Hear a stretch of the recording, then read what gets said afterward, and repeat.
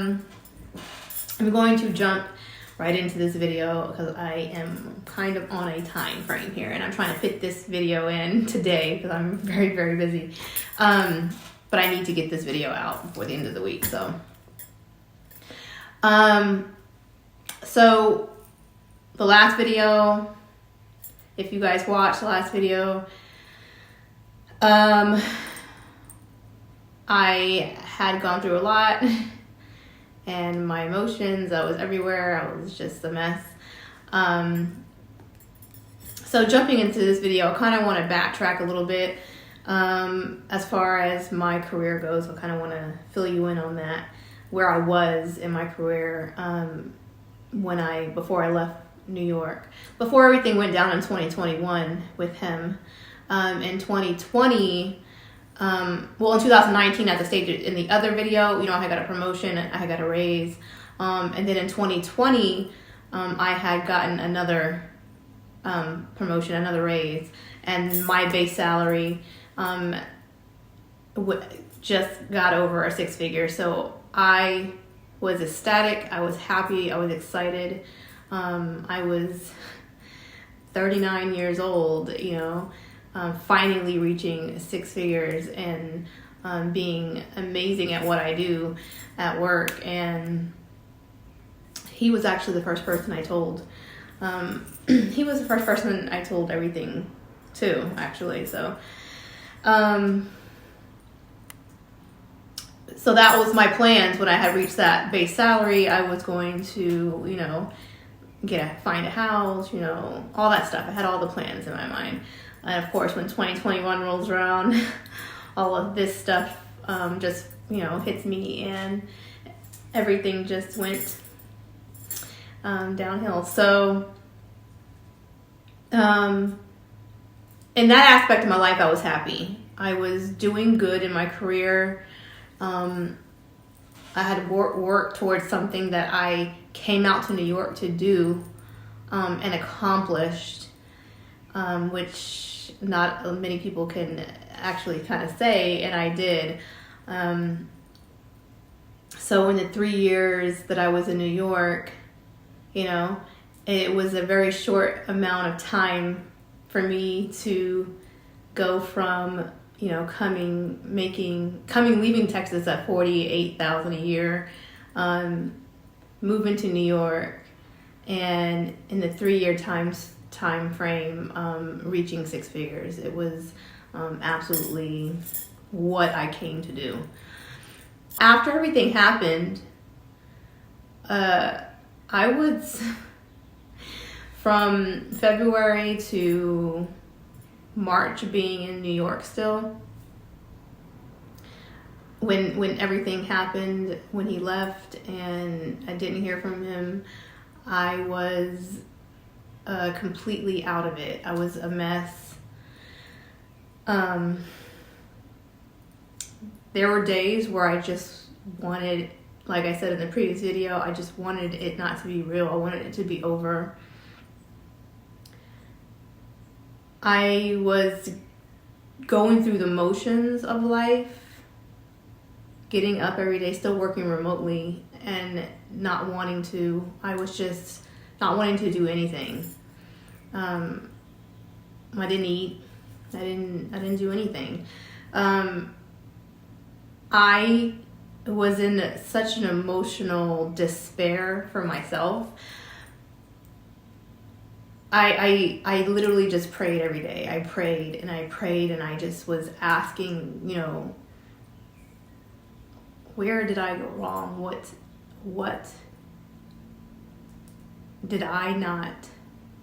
I knew. The thing is, I'm asking these questions and I knew it already. I was given sign after sign after sign, and I ignored it, and I just pushed it aside and ignored it. But it wasn't like I wasn't being spoken to. These signs were coming nonstop.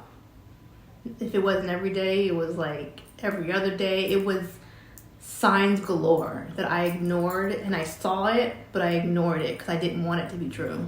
I didn't want to believe what I knew. I wanted to live in that little I don't know, I guess little fantasy I created. But I was given signs, and I was having dreams, and the funny thing is I look back, and some of these dreams that I was having, I called and told him. And I knew what these dreams meant, and he knew what these dreams meant. He would even acknowledge it and say, what is it supposed to be mean? Is it talking about me? And I won't go into what the dreams were, but because these videos are not like I said, these videos are not to make anyone, it's not to go after anyone. These videos are for me. But yes, I was given plenty of signs, plenty of things that were telling me, hey, stop it right now. This is you're going down the wrong path, and this isn't for you. And I just ignored it. So as I'm praying, and I'm praying every day, literally just on the floor, it was a place, a mental space, an emotional space that I have never been in before, and never want to experience again, but it was something that was much needed for me. It was needed. After much time in meditation, I picked up meditation and started meditating and going within and literally sitting in my silence and listening.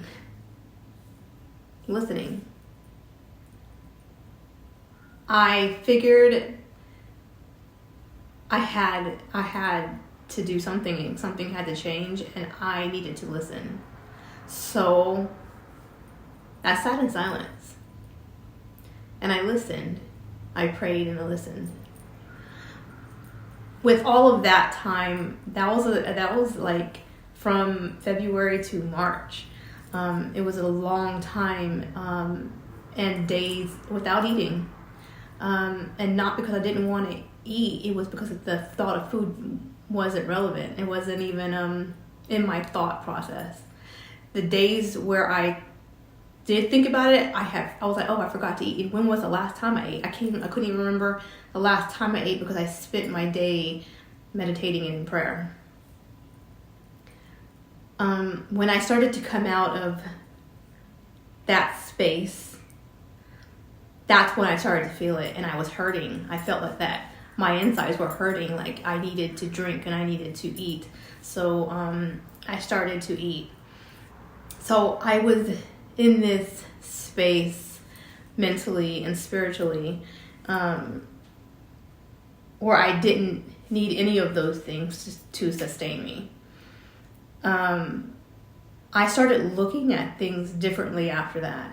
Like nothing looked the same. I know this may sound weird to some people, but I'm telling you what I went through, this is my truth. So don't think I'm weird or anything, but after I came out of that, everything was totally different. I looked at myself differently. I looked at the outside world differently. I literally walked outside and I said, this is what I was missing. Like, I see around me now, like I didn't see before.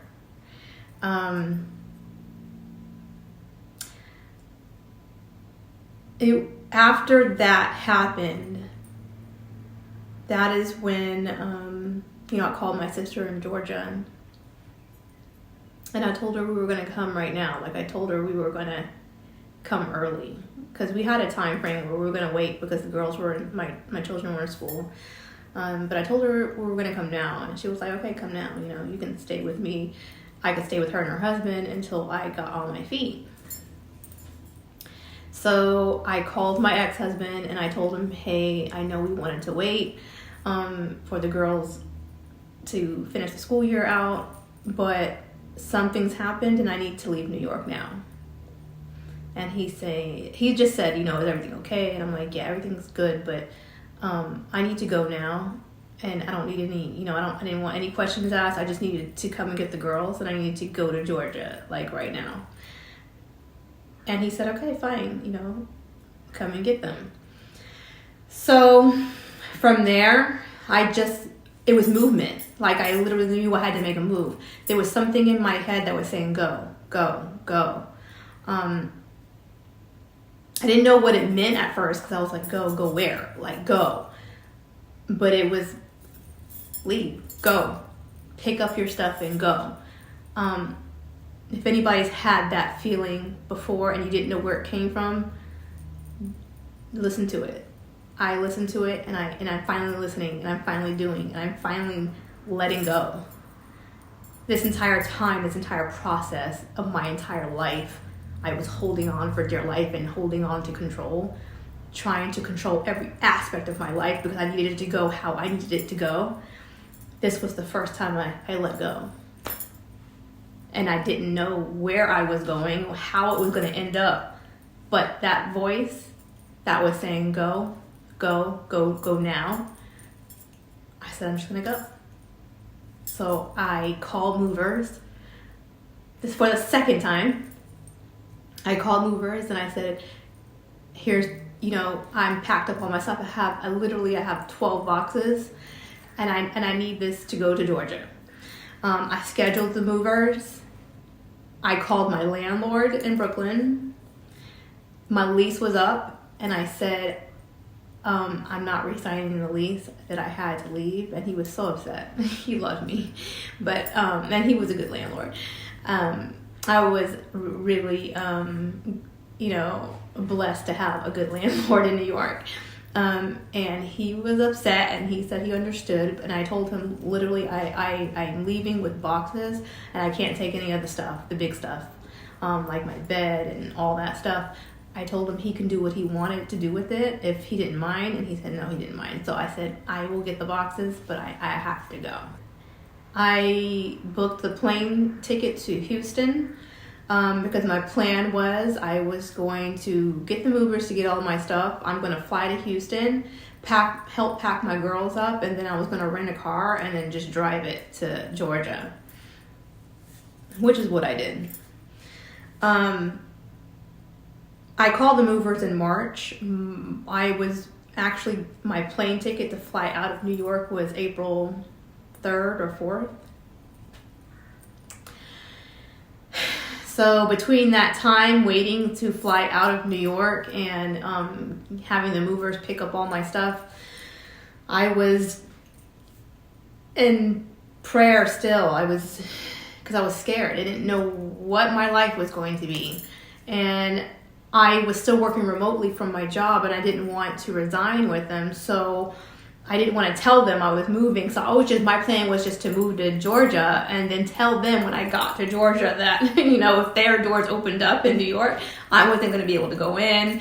I was living in Georgia, and if they would let me work remote. That was my plan in my head. So I was, scared, and I was praying for the best and hoping for the best, but I was going to do this regardless. So I was jumping into the unknown, and I literally just had to stay in prayer to keep my sanity and to keep my nerves under control. The day came for me to fly out of New York. And, I said my goodbyes to my friends in New York. I looked one last time at my house that I was in New York. And I looked around, and I thought this was going to be my life there, and saying goodbye to that was just very overwhelming. And so I called the car, and when I got to the airport, it truly hit me like I'm leaving New York. Like, not only that, I'm leaving him. Like, I'm leaving him, and I hadn't heard from him. It was the hardest thing, other than leaving my children in Texas. It was the hardest thing in the world for me to leave. And I don't want to get emotional. I'm tired of getting emotional. I've never been this freaking emotional before in my life. Like, literally, I have never been this emotional before.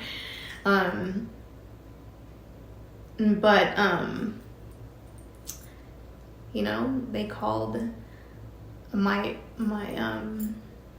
plane called boarding, and I'm walking down the terminal, and tears just in my eyes. I'm crying as I'm walking on this plane, and the flight attendants and the stewardesses and the pilot standing at the door, they see me as I get on, and they're like, "Are you okay?" And I'm like, "Yes, you know, I'm good." So I sit down, and I'm trying to keep this together, because my heart was I felt like I left my heart there in New York. Like, I felt that he had, kept it. And so, trying to keep it together here. So, I fly to Houston.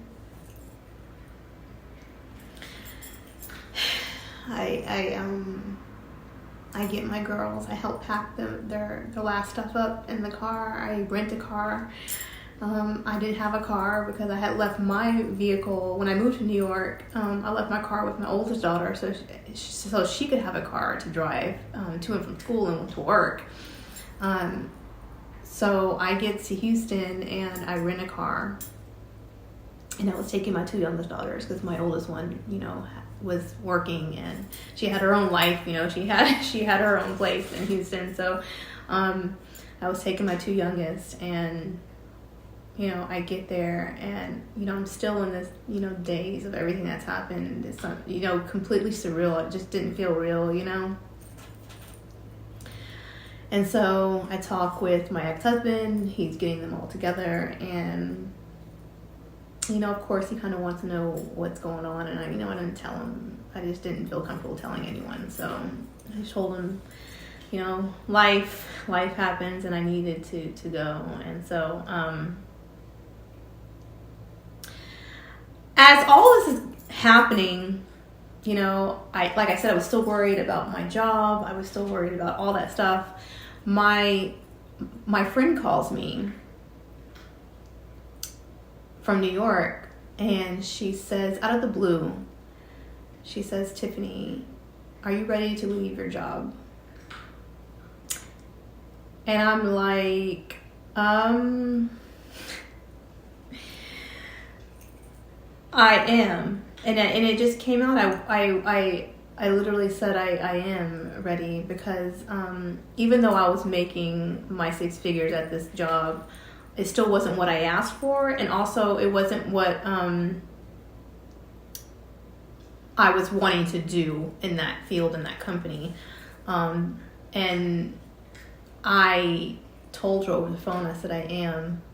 I said, but the thing is, this has to be a remote position, because of course, as you know, I had told her, as you know, I'm moving to Georgia, and they need to know I'm going to be working from Georgia, if that's okay, because this company, of course, is New York based again. And she said, that's fine, I'll tell them, just want to know if you're ready, because I'm going to have, the vice president call you. And I'm like, and that's fine. I said, but I'm going to be on the road. Like, I'm going to Houston, all that stuff. So when I'm in Houston, I get the girls, I rent the car. I packed the car up. I even packed my cat up. They had my cat that I had in Houston. So we're on the road. Before I get on the road, though, the vice president does call me from her company, and he says, "Hey, Tiffany, we've been wanting you for a long time. Are you ready to make a move?" And I said, "Yeah, I'm ready to make a move." I tell him, "Did she tell you I'm going to be working remotely?" And he says, "Yes. I think this pandemic kind of proves that everybody can work from home." So he said, "I understand this will be a remote position." I'm like, "Yes." So he's going on and on. I tell him what I want. I tell him what I want to do. And he says he might have a position available for me. And at this point, you got to understand, I'm emotionally tired. Like, through this entire process, even when I got to Houston, I was drained. I felt drained. I felt tired, but it was emotionally. And I was fed up. All of that together, I was fed up with everything. So when I'm talking to him, it's literally like, I want this, I want to do this, I want to do this, and I want to do that. And it was because I had mentioned this to my employer that I was with, and they didn't seem to care. They knew I wanted it, but they were like, okay, just wait on it. But I have been waiting. Like, I've been in this field for over 20-something years. I've been waiting. Like, I've been working my butt off around the clock. Like, I put in the work and the hours in this field and in this job to where I know I deserve this, you know? And it took everything in me to even ask for 6 figures, and they gave it to me, but it wasn't at what I wanted, but they gave it to me. But at this point, I was so fed up. So when I'm talking to this VP at this company, I'm like, look, hey, you know, I want this, I want this, I want that. And you know, he's like, okay. And I'm like, and then, of course, what everybody wants to hear and what everybody wants to know, he literally just says, okay, so what are you talking about as far as money?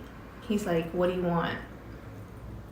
And I kind of chuckle because I'm like, what do I want? Do you want to hear? Do you really want to hear what I want?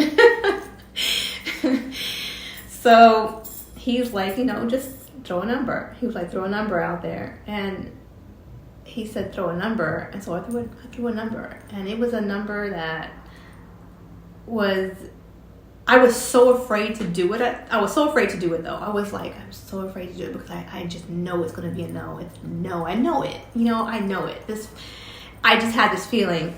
And he said, Tiffany, just say the number. And I said, okay, but listen to what I have to say. I said, when I throw this number out here, I said, this number is non-negotiable. I said, when I throw this number out, it's either a yes or a no. I'm not going back and forth. I'm not negotiating with you.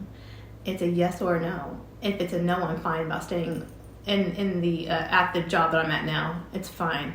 I said, but in order for me to go over to your company, and if you want me and the value and the things that I bring to your company that you're not going to find in anyone else, this is the number that I want. I threw it out there, and it was a number. Let me tell you. His response was, that's steep. And I said, yeah.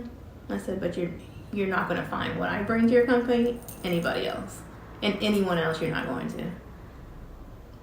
So he said, let me talk it over. I will have the CEOs call you back, but let me talk with them first. I said, that's fine. And, you know, I was ready to get off the phone because I had to go drive to Georgia. So I'm like, it's fine. So I hang up with him. I literally was like, they're not going to. That was a crazy amount, so I'm not worried about it. I'm ready to get in this car so I can get to Georgia. I was so ready. So I pack up with the girls. I get on the road the next morning. I am headed to Georgia. It's a 12-hour drive from Texas to Georgia. So I get started early. So we're on the road, the girls and the cat in the back. And we're driving, and I'm driving, and I'm halfway there, you know. I get this New York phone call, and I tell the girls in the back, and I'm like, hey, you know, just keep it down. I'm about to take this phone call, and I think it's a job. So I pick up the phone. I'm like, this is Tiffany. And then one of the CEOs picks up he's on the other line, and he's like, Tiffany, hey, it's, you know, so-and-so. He says, you know, I was told about you, and I heard so many good things about you. My company seems to love you. And can you tell me a little bit about yourself? So I'm telling him about myself. I'm telling him everything I do, everything I know how to do, everything I don't know how to do, but I'll learn how to do. So I'm throwing that all in there. And then he says, you seem like a very good fit for this company. He's like, so what do you want? What is the salary that you want? I'm like, oh, so he didn't tell you. And he's like, no. I said, did he not tell you that this is going to be remote as well? Like, I'm in Georgia. And he's like kind of quiet, and he's like, no, he didn't tell me that. And I'm like, yes, I'm actually on the road to Georgia. I'm going to be working in Georgia. If you want me, I'd have to be remote. And he's saying, okay, actually, that's not going to be a problem. I don't care about that. I'm like, okay. So he didn't tell you how much I want. He's like, no. I said, okay, I'm going to tell you the same thing I told him. It's non-negotiable. So he's like, what do you want? So I'm telling him what I want, and he said, let me talk it over. I'll get back with you. I said, okay. I hung up the phone again, and I get to Georgia. I get to my sister's house. You know, I tell her about the phone call and everything, and she's laughing. Her husband's laughing because, you know, the number I threw out there. So they're kind of laughing. They're like, wow. So, you know, I get settled in at my sister's house, and I gave myself another time frame. Of course, I wanted to be there not long because she has children and she has dogs. I have my children. I have my cat. You know, and it's even though they have a space, it's just you know, a lot. A lot of kids, a lot of animals. So I gave myself a time frame. I was going to give myself, like, I don't know, I think it was like maybe 3-4 months or so, maybe even 6 months until I got myself out of there and into something. So the next day, you know, I'm still emotionally scarred. So I'm trying to put on this happy face. My sister doesn't know what's happened, doesn't know what, you know, went down. So I'm trying to be normal, a normal that they know. So I'm literally just putting on this facade. I'm walking around, like I said, I'm not really there, but I'm there. The next morning, I wake up, I get in the shower, a New York phone call calls me. I pick it up, and it's the CEO that I talked to yesterday. And he says, Tiffany, you got it. We'll give you whatever you want. We're here to take care of you as long as you say yes to us. Say yes, and it's yours. The position, the money, whatever you want. When I tell you that I almost fell down, I couldn't believe it. Like, I literally could not believe it. Like, I doubled 6 figures. Like, it was unbelievable to me. I was in shock. I just kept saying, thank you. And he said, you're welcome. You know, I'll send over the paperwork. You sign it, send it back. I hung up the phone, and I was in such disbelief. I thanked God right then and there. Like, I dropped, and I thanked God right then and there. And I said, thank you. Like, I couldn't believe it. I told my sister, I told her husband, they couldn't believe it. And then, of course, when the offer letter came over, you know, we were all looking at it like, wow, you know, this is crazy. So, you know, I resigned at the company I was with in New York and started another company in New York, working remotely here in Georgia. And it's been like, I don't know, I can't even explain it. It's just been absolutely amazing. When that happened, I kind of told my sister after that what was going on. Just bits and pieces. I had gave her some bits and pieces. She you know, she listened, and she understood, you know, she took it in. And you know, that as weeks went on, actually the next week went by, and I just happened to go online one day, and I was looking at homes, and I was, you know, just looking at houses in the area. And I didn't want to start off extravagant with this new salary that I got. I didn't want to start off extravagant. I've never lived in a house before, ever. Like I told you guys in the last video, I've never lived in a house before on my own anywhere. I just have never lived in one. So I was looking at houses, and you know, I'm scrolling online and stuff, and I found one that I liked, and I showed my sister, and I said, hey, look at this, you know, look at this house, it's so cute. And then she looks at it, and she's like, and it was raining that day, and She said, yeah, it is cute. You want to go and look at it? Because it said open house on it. She was like, you want to go and take a look at it? And I said, yeah, I guess so. So we get dressed, we get ready, and we go and we drive to this house. And by this time, it had already been only 2 weeks since I'd been at her house, you know.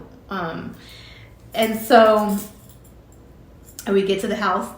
The owner was there, and he opens the house, and he says, oh, hey, you know, you're the first people to come because it's raining. And me and my sister are like, yeah, you know.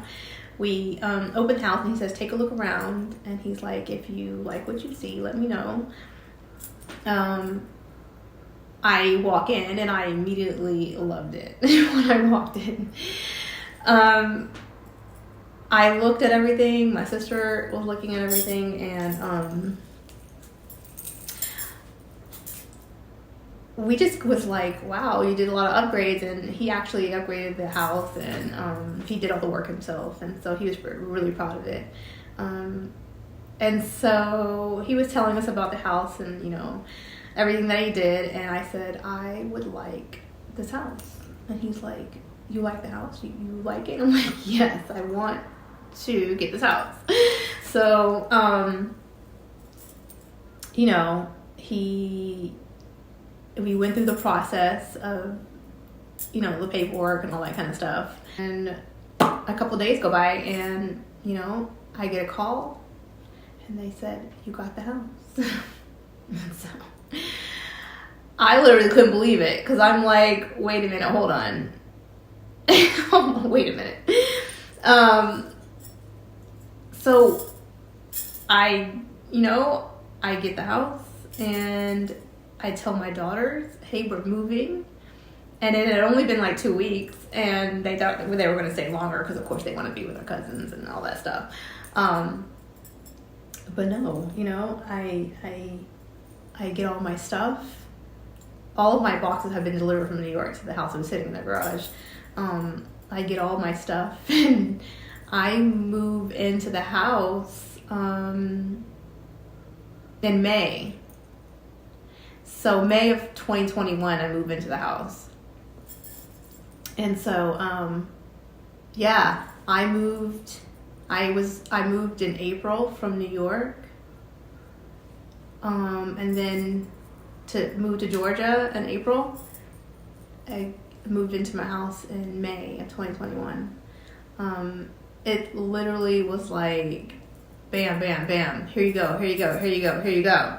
It was like everything was falling into place, even when I didn't know if it was going to fall into place.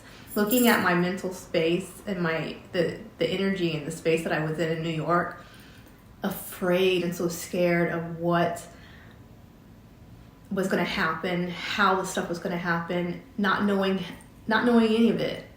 And I just said, F it. I'm just going to go. I'm just going to do this. And then when I make the move, it just everything fell into place, like how it would needed to fall into place.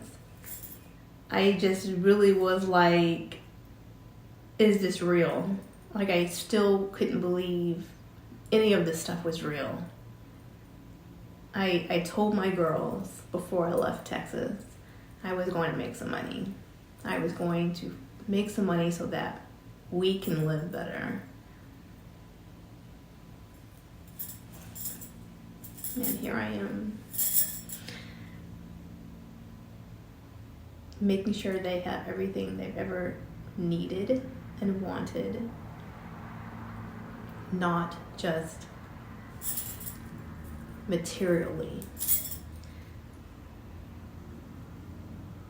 Because I knew I needed to get myself together internally so that I will be able to give them everything that they need, not just materially. I knew I needed to do that for them and for me. I knew I needed to do it. That's what happened when I left New York. So from that time till May, when I moved into my house, I still hadn't heard from him, and I didn't expect to hear from him. It was over, and it was like I was trying to move forward. So I was making moves to move forward, and I just felt like that was done.